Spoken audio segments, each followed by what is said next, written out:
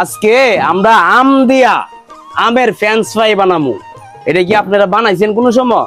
যদি না বানায় দেখেন তাহলে আজকে দেখেন আমার ভিডিও দেখিয়া বানাইতে পারবেন, খুবই সেই টেস্ট লাগে।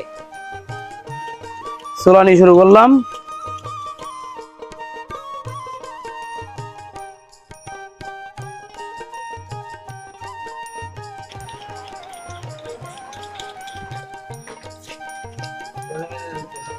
এই যে আম কয়টা চুলাই দিলাম, এখন কাটাকাটি করি। দেন কি সুন্দর একটা সাইজ করি, সাইজটা হচ্ছে মেন।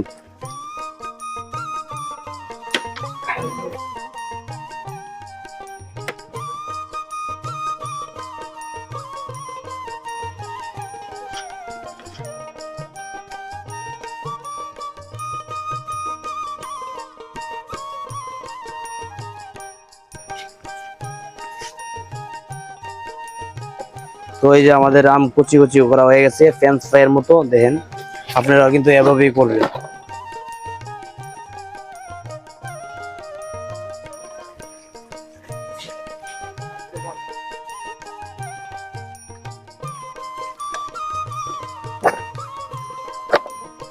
এই যে আমরা কিছু মশলা ব্যবহার করবো। এই যে মশলার মধ্যে শুকনা মরিচ, যেটা শুকনা মরিচ এটা দিয়ে দিলাম। তারপরে দিবেন কিছু হলুদ, তারপরে দিবেন লবণ, তারপর দিয়ে দিবেন কিছু চিনি। ভালো করে কষলায় মাখা লাগবো। দেখেন মাখাইতেছি।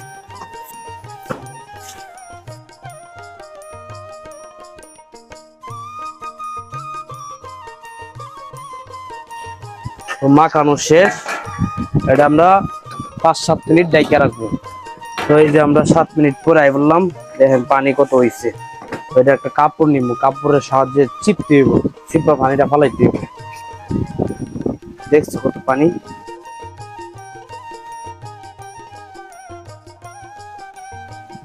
যতক্ষণ পর্যন্ত পানি না শেষ হইতে চিপতে হইব।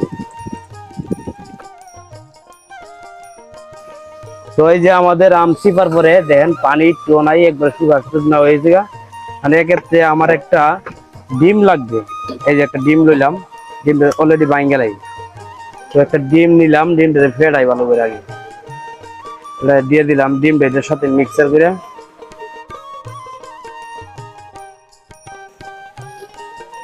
দিয়ে দিলাম কিছু ময়দা।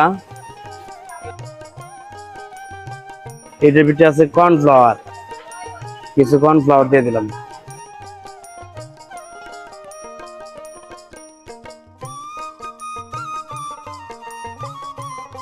তো এই যে আমাদের কর্নফ্লাওয়ার দিয়ে আর ময়দা দিয়ে মিক্সার করার পরে এই অবস্থা।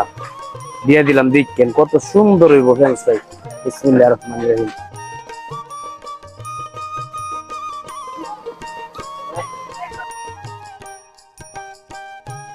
এখন বর্তমানে এরকম বাজা হয়েছে, আর একটু বাজা করুন, কড়া করুন।